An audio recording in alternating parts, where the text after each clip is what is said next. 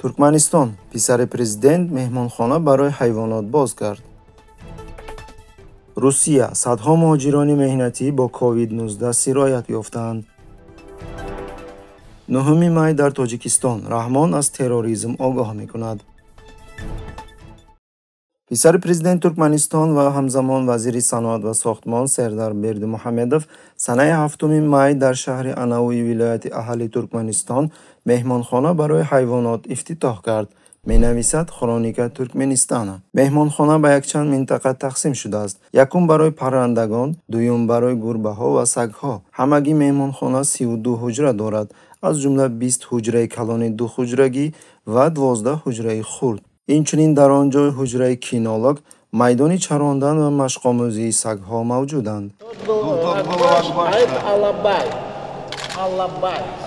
ёдрас мекунем ки президент Бердимуҳаммедов сагҳои зотии алабайро хеле дӯст медорад. аз ин рӯй дар кишвар Ассотсиатсияи алабайҳои Туркманистон таъсис дода шудааст ки раиси он Сердар Бердимуҳаммедов мебошад. мушоҳидони маҳаллӣ қайд мекунанд ки таназзули зеҳният ва ҷудоии режими ҳукмрон аз воқеият то рафт ба аҳолӣ равшан гардида, айни замон аз бӯҳрони иқтисодӣ дар пасманзари пандемияи глобалӣ азият мекашад. аҳолӣ дар мағозаҳои давлатӣ барои харидани нон навбат меистанд ва на бештар аз 2 адад нон пайдо кардан имкон дорад. аз замони сарзадани эпидемияи COVID-19 дар Русия садҳо муҳоҷирон аз кишварҳои Осиёи марказӣ бо он сироят ёфтаанд, менависад Настоящее время. мақомоти Русия омори дақиқеро дар бораи хориҷиёни сироят ёфта надорад, аммо шаҳрвандони Тоҷикистон ҳамарӯза дар бораи марги ҳамватанони худ дар шабакаҳои иҷтимоӣ гузориш медиҳанд. дар аввали моҳи май дар шаҳри Санкт-Петербург як муҳоҷири 40 сола аз Тоҷикистон Ҷаҳонгир Азизов аз коронавирус вафот кард. ҷасади ӯ як ҳафта боз дар яке аз моргҳои шаҳр қарор дорад. ба гуфтаи хешовандон, ба бародари марҳум танҳо либосҳояш дода шудааст ва ба ӯ хабар дода шудааст ки ҷасадро пас аз ташхиси иловагӣ барои дафн супурда мешавад. ба гуфтаи падари Ҷаҳонгир, Идибек Азизов, шаҳрдори Санкт-Петербург барои ҷой дар қабристон 80 000 рубл талаб кардааст. онҳо гуфтанд ки ҳоло барои додани ҷасад иҷозате дода нашудааст, мегӯяд Идибек Азизов. ҳоло мо интизори таҳлили такрорӣ ҳастем. намедонем ки оиди натиҷаҳо моро кай воқиф мекунанд ва ҷасадро бармегардонанд. сипас барои дафн харидани замин низ маблағ ҷамъ кардан лозим аст. аниқ нест Ҷаҳонгир баъд аз худ зан ва 5 фарзандашро боқӣ мондааст.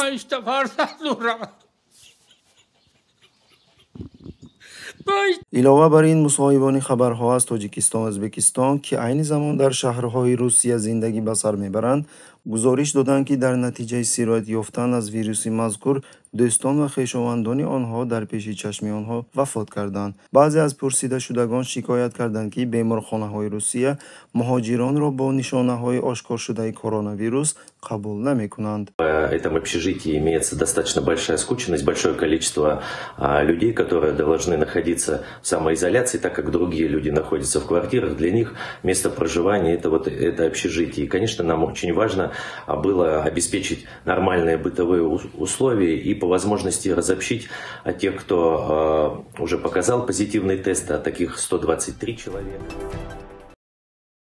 раис ҷумҳур Эмомалӣ Раҳмон ба ифтихори 9 май бо ҳамроҳии писараш раиси палатаи болои парлумон Рустами Эмомалӣ дар боғи ғалабаи пойтахт гулчанбар гузошт. Раҳмон дар баромади худ қайд кард, ки ҷаҳони муосир пас аз ғалаба бар фашизм ба балои нав радикализм, экстремизм, терроризм рӯбарӯ шуд. ба гуфтаи ӯ бояд алайҳи чунин таҳдидҳо дастаҷамъона мубориза бурда шавад. мубориза алайҳи чунин таҳдидҳои муосир муносибати ҷиддӣ ва масъулиятнокӣ, саъю талоши муштарак ва тадбирҳои ҳамоҳангшудаи тамоми халқҳо ва давлатҳои ҷаҳонро тақозо мекунад, гуфт ӯ. мушоҳидон қайд мекунанд, ки ҳар сол дар Тоҷикистон пас аз Русия муболиға ва фарохшавии фаъолиятҳои марбут ба Номрӯзи ғалаба ба чашм мерасад. Мы делали и будем делать все необходимое, чтобы обеспечить высокую боеспособность наших вооруженных сил. дар Русия услуби мазкурро Кремл барои муттаҳид намудани мардуми сершумори кишвар дар зери парчами ватандӯстӣ ва гузаштаи ягонаи шӯравӣ истифода мебарад. Дар кишварҳои Осиёи марказӣ ба ном парастиши ғалаба барои таҳкими ҳукмронии Русия аз болои собиқ мустамликаҳои худ истифода мешавад. ва золимони содиқи таҳти назорати Русия буда кӯшиш мекунанд, ки дар таблиғи ин парастиш бо якдигар мусобиқа кунанд. Атамбаев, Алмаз, как будто упрекает кого-то за то, что есть попытки забыть то, другое. Это тоже неуместное само по себе. масалан санаи 8 майи соли 2015 дар нишасти ғайрирасмии кишварҳои иттиҳоди давлатҳои муштарак президенти он вақтаи Қирғизистон Атамбоев изҳори норозигӣ кард, ки раҳбарони иттиҳоди давлатҳои мустақил ба ҷашни 9 май эҳтиром наменамоянд. дар он вақт ҳатто Ислом Каримов ҳамтои худро барои ҷидду ҷаҳди зиёд дар ин масъала сарзаниш карда буд. Считает обязательным какие-то ритуалы, какие-то другие вещи. Очень приятно. Ваше мнение мы давно уже знаем. Так вот, я еще раз говорю, упрекать за эти вещи или где-то нравоучение читать на эту тему, я бы считал некорректным. коршиносон қайд мекунанд, ки Тоҷикистон ҳар сол бо шарофати мақомоти кишвар ва созмонҳои ҷамъиятии таҳти назорат қарор дошта ҷашни 9 майро васеъ ҷашн мегиранд.